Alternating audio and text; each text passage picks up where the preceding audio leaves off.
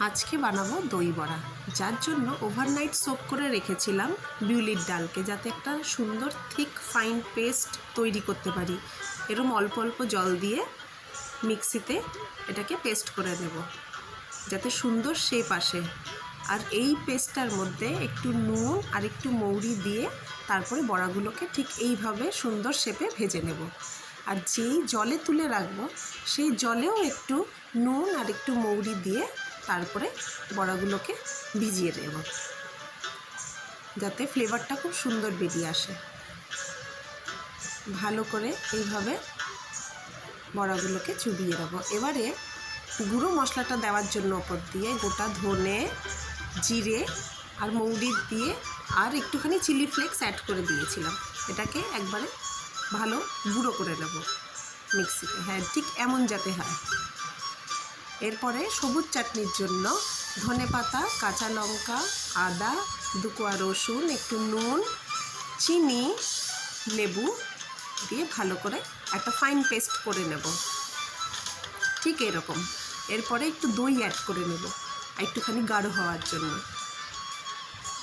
ওই মিক্সিতেই আবার পেস্ট করে নেব। ব্যাস রেডি সবুজ চাটনি।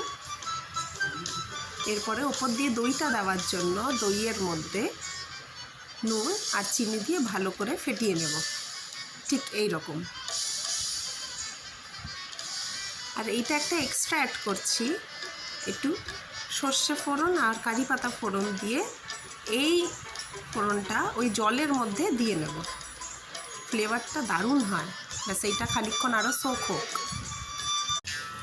এবারে তেঁতুলের চাটনির জন্য চিনির বদলে নিলাম একটু গুড়, আর তাতে একটুখানি জল মিশিয়ে এটাকে গুলে ভালো করে মিশিয়ে নেব। তারপরে একটু নুন দেব আর তেঁতুলগুলা জলটা দিয়ে নেব, আর একটু চিলি ফ্লেক্স দেব। চাটনিটা খুব সুন্দর হবে যাতে। ব্যাস এই চাটনি রেডি। এবারে এক এক করে বড়াগুলোকে চিপড়ে তুলে নেব। এবারে প্লেটিংয়ের পালা। এই সব কটা ইনগ্রেডিয়েন্টস এবার এক এক করে দিয়ে নেব। দই, তারপর দিয়ে একটু সবুজ চাটনি, তারপরে একটু তেঁতুলের চাটনি।